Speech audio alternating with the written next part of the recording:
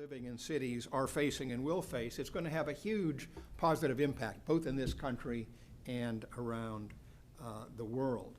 The products and services that are needed to build smart cities clearly could also serve as an important export market for U.S. companies, creating high-wage jobs for Americans.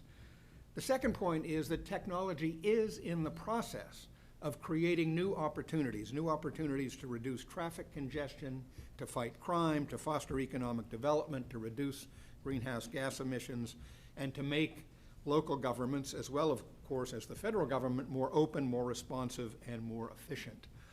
Around the world, cities are beginning to harness the powers of sensors, the power of engaged citizens equipped with smartphones, cloud computing, high-speed networks, data analytics. All of this is enabling citizens, nonprofits, businesses, and public officials to make better decisions and to prevent problems as opposed to just reacting to them. Third, these technologies can also create the foundation for a new urban science to enable a deeper understanding of cities and how they work and what it will take to make them more livable, sustainable, equitable, and resilient.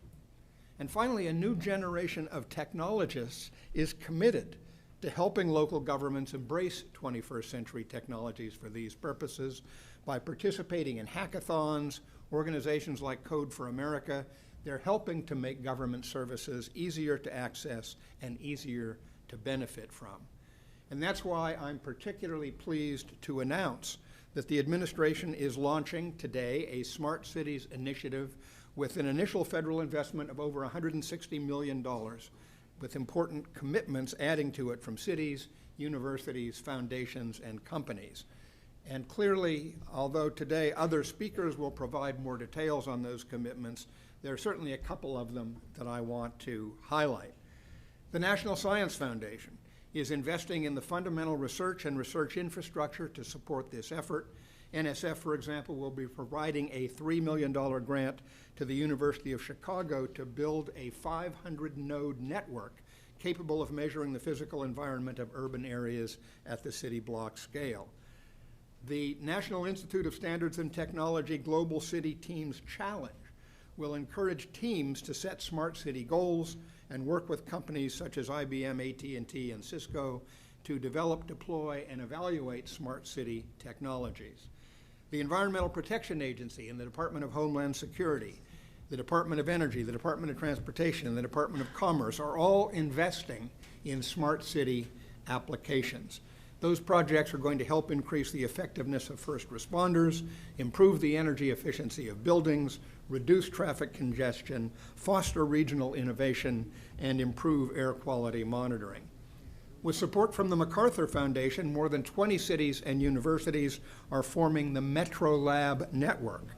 Participants have already committed to launch more than 60 smart city projects over the next year. A new partnership called Envision America will give 10 cities the opportunity to workshop new approaches to energy, water, waste, and air challenges with industry and academic experts. And today's announcements are just the beginning. The President's Council of Advisors on Science and Technology, which I chair, is currently examining how a variety of technologies can enhance the future of cities and the quality of life for urban residents, and more recommendations from that group will be forthcoming on how we can build on the administration's Smart Cities initiative that we're launching today. So again, I really want to thank everybody here for participating in this forum and for the high impact commitments that many of you are making today.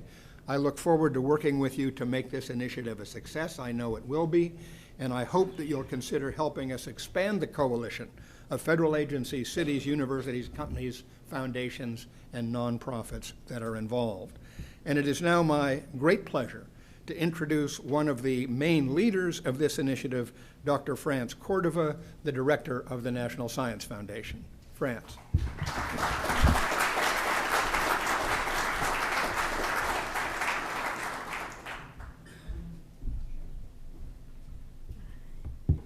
Thank you very much, Dr. Holdren, and good afternoon, everyone. It's really a pleasure to be here. This initiative is, of course, important to us as scientists and engineers and business people and and leaders in all sectors, but it also has a very personal appeal to us when we consider where some of our children and our friends are now gravitating towards. I think it's amazing as a mom who raised 2 children in the suburbs that they both, as young millennials, are living with their partners in the heart of great big cities. And they are smart and they are connected, and they're going to be a big part of the initiatives that we put forward. I also want to join my colleagues in welcoming the mayors of in Pennsylvania and Indiana. Having been a former faculty member at both Penn State and Purdue University, I am not impartial to the success of those states. Well, I'm happy indeed to join my colleagues from the Office of Science and Technology Policy and from across the federal government, and all the academic researchers, corporate leaders, entrepreneurs, and civic organizers who have come from across the country to be with us here in this moment. Today, as Dr. Holdren said, we embark on a journey to unlock smart, new solutions to challenges that are important to all of us, such as optimizing our energy usage, reducing traffic congestion, providing critical services, and improving access to education. Nearly 30 years ago, building on earlier federal investments, the National Science Foundation initiated NSFNet, a general-purpose research network that sought to link researchers to the nation's supercomputing facilities. And who could have envisioned the advances that we've witnessed since then? Through additional public funding and private industry partnerships, our investments in NSFNet help lead today's internet. And the internet, in turn, has enabled data and a knowledge sharing that has accelerated the pace of discovery in every field, enabled us to achieve many national priorities, and helped us grow our nation's economic competitiveness. All of that has happened while we've been vigorous contributors to this endeavor. And today, we can see we're on the cusp of another important revolution. Nearly everything is becoming connected to the internet. Not just our computers and our smartphones, but also our television sets, our cars, and even our kitchen appliances, lights, and thermostats. I don't know about you, but I'm afraid to leave the house that is just going to go on buzzing on its own, doing goodness knows what. We call it the Internet of Things, and it's giving rise to an exciting new set of opportunities for furthering science, engineering, and society well into the future. The effective integration of network computing systems, physical devices, data sources, and critical infrastructure, all with humans in the loop, and that's extremely important in all of this, it's meant to improve the quality of life in cities and communities all across the nation. Our technologies will help define what's possible, and it is the humans and their response to it which will help it indeed make it possible to make significant progress. Steve Case, the noted entrepreneur who founded and led American Online, describes this emerging revolution in the context of 3 waves of the internet. The first wave, spanning the 1980s and 90s, was about building the internet, assembling the infrastructures, connections, and awareness that ushered in a connected world, and that's where NSFNet had its role. The second wave, from the turn of the century until now, has been about building on top of the internet. The focus moved from connecting people to creating new ways for us to access the information and each other. We're now at the trough before a third wave, during which we'll integrate the internet into everyday life in increasingly seamless and ubiquitous ways.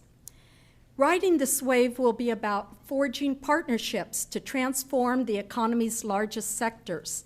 Those partnerships will be in energy, in transportation, in education, and they will be in ways that impact all of us as individuals. NSF is contributing to this emerging revolution, and to the broader vision of smart and connected communities in many ways. And that's why I'm glad to be here this afternoon.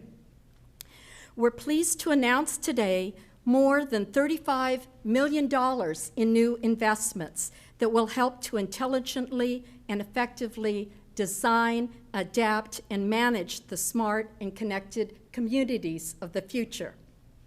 So I want to highlight just a few of these investments.